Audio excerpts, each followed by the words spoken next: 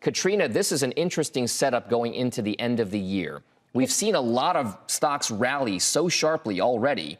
Is there still more fuel in the tank for the next 3 to 4 weeks? I have a look at it, and I think that we really need to understand what those issues that are facing traders that you used to be.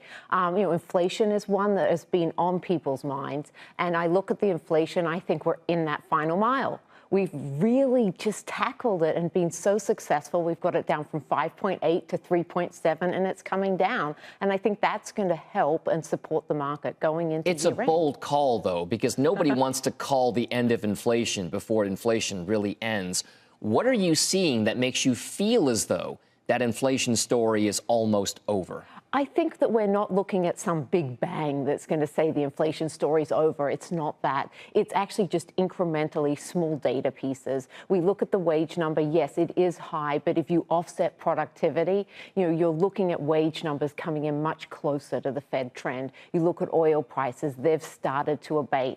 Oil, while people think about it as the impact on the consumer, it actually is a derivative and goes into many other products. So that, tampering of oil-related numbers is also going to feed through into lower inflation. That's the thing. It just needs to be a lower number. We can still have inflation. We just need to have it much lower than it has been in the past year. I'd like to get to your word of the day, because I want to hear why it is that you feel as though this is your word of the day. My word of the day is complacency. And But think, why? Because that's so just characteristic of what we're seeing.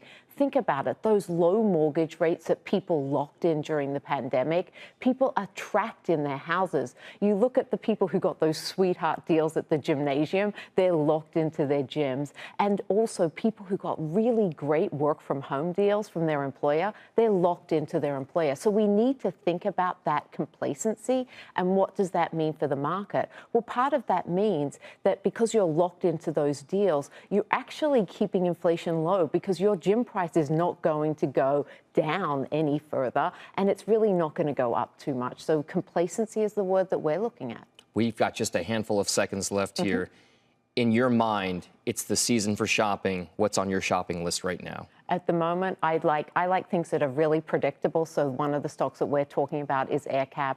I will underwrite aircraft leasing. It's a high single-digit, low double-digit yield on movable assets, as we say, because those aircraft can be moved around the world. So that's a name that we really like here going into the end of the year.